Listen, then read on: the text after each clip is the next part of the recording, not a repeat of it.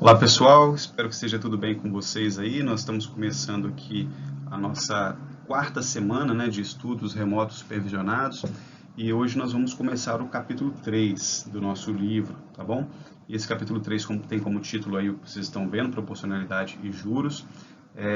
De certa forma, então, nós vamos revisar algo que nós já estudamos em outros momentos, né, no sétimo ano, no oitavo ano, tá falando de proporcionalidade e juros, mas que vai servir como base para os capítulos posteriores aí, tá bom?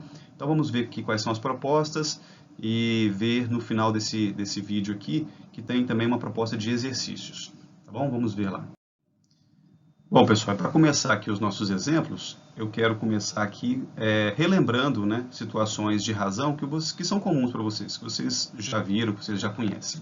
Deixa eu jogar aqui um caso bem simples, bem comum. A razão, por exemplo, entre meninos e meninas na sala. Eu posso dizer quantos tem, né, quantos meninos são efetivamente, quantas meninas são, e isso já forma uma razão, igual você está vendo aí, olha, 12 sobre 15, pode ser que a nossa sala, uma sala de aula lá, ela tenha 12 meninos para 15 meninas, então eu já posso dizer que essa é a razão, mas eu posso colocar isso na forma mais simplificada, tá? Que é o mais comum para o uso de razão. Tá? Você tem a forma de apresentar a razão, entre os formatos possíveis, um deles é esse formato que você está vendo aqui, fração. E aí você utiliza aqui, olha, apenas a fração irredutível. 4/5, então, estabelece a razão entre meninos e meninas nessa sala. Poderia fazer a interpretação assim, olha, de 9 alunos, a cada 9 alunos nessa turma, uma turma qualquer, 4 são meninos e 5 são meninas, tá bom? Também posso utilizar a razão para exemplos aqui que envolvem finanças, né? Por exemplo, a razão entre receita e despesa. Receita é tudo que entra de dinheiro e despesa é tudo que sai de dinheiro, tá? No caso de uma pessoa que tem seu emprego, tá? Recebe seu salário, a receita é o salário dela e a despesa é como ela gasta esse salário dela, tá? Eu posso dar essa razão, se alguém me perguntar assim, qual que é a razão entre receita e despesa lá na sua casa? Eu posso falar isso sem dar detalhes de quanto que eu ganho, né? Porque essa informação pode não ser legal de você compartilhar. Então você pode colocar isso na forma de razão. Por exemplo, olha, a razão entre a minha receita e a minha despesa é de 7/6. O que isso significa? Significa que de cada R$ 7 que eu ganho, 6 eu gasto.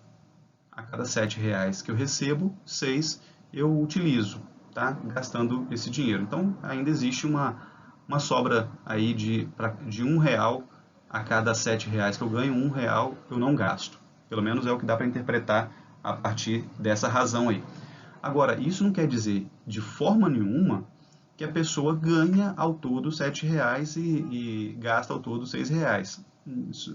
Tirar essa conclusão seria muito precipitado. Ela pode, por exemplo, ganhar R$ 1.400, por exemplo, por mês, e gastar 1.200. Pode ser que seja essa a situação. Mas também pode ser que ela ganhe 8.750 por mês, e desses 8.750, ela gasta 7.500. Todas essas razões aí são equivalentes a essa razão mínima, irredutível aqui, tá? Então eu posso tratar a razão na divisão de vários números. Inclusive, pessoal, a razão ela tem uma possibilidade que a fração comum não tem. É que a razão ela pode existir mesmo quando não seja com números inteiros. Então eu poderia aqui fazer uma razão, se o meu salário, por exemplo, fosse um número decimal, né? Eu poderia fazer uma razão aqui do tipo, eu recebo R$ 1.547,39 e gasto R$ 1.129,66. Poderia fazer dessa forma. Isso seria uma razão também. E aí eu tentaria simplificar essa razão para chegar numa expressão como essa aqui, né? Irredutível. Mas talvez aquela expressão lá, ela já estivesse na sua forma irredutível. Tá bom? Ou seja, ela não tem as mesmas exigências que as frações têm. Tá? Só se a questão pedir, eu quero que você apresente essa razão na forma irredutível, de fração irredutível. Aí você vai buscar fazer isso, mas a razão em si só, ela pode ser qualquer relação através dessa divisão aqui, olha, entre duas grandezas. É isso que é uma razão. Deixa eu te dar aqui um exemplo de razão que é muito comum para representação de escala, tá? Para representação de mapas, né? As escalas que existem de ampliação e de redução. Para mapa, para maquetes, né? Até para uma miniatura, por exemplo, de um brinquedo, né? Um personagem aí, um super-herói em miniatura, um carrinho em miniatura, utiliza essa razão aqui entre a medida real e a medida representativa. Tá? Por exemplo, olha, na hora de fazer um desenho, né, você vai fazer, para que o desenho fique o mais próximo da realidade possível, você precisa utilizar uma razão entre as medidas. Tá? A razão entre a medida real e a medida representativa. Então aqui está ilustrando aqui, olha, um cachorro e o desenho do cachorro. Tá? Outra aqui seria uma maquete, por exemplo. Vamos considerar que essa maquete aqui seja uma representação de 3 para 100, ou seja, para cada 100 unidades reais, o desenho representa 3. Isso poderia ser feito assim: 100 centímetros equivale a 1 metro. Então, algo que fosse de 1 metro na figura real, na representação real, na representação pela maquete, né, ou a figura representativa, seria de 3 centímetros. Então, essa escala é uma escala de 3 para 100. Tá? Uma escala de redução, né, de 3 para 100, ou de ampliação de 3 para 100. Tá bom? Então, é o que nós estamos representando aqui. Isso é, então, uma razão entre duas grandezas. Neste caso aqui, a grandeza representativa e a grandeza real. Tá bom? Bom, pessoal, na primeira tela, né, na tela anterior, na verdade, nós vimos ali exemplos de razão entre grandezas da mesma natureza. Só para te relembrar aqui, nós vimos número de alunos meninos e número de alunos meninas, mesma natureza, número de pessoas. Depois nós vimos a razão entre receita e despesa, quer dizer, é dinheiro sobre dinheiro. E depois nós vimos a razão entre tamanhos, né, uma medida representativa pela medida real, que seria, por exemplo, centímetros e centímetros, metros e metros, ou quilômetros e quilômetros. Tá? Mas agora, de forma especial, nós vamos ver aqui a razão entre grandezas de natureza diferente. Uma das principais que vocês usam já, né, é a grandeza velocidade média. Essa grandeza velocidade média ela é obtida pela razão entre o deslocamento de uma partícula, ou de um veículo, pelo tempo que ele gasta para fazer esse deslocamento.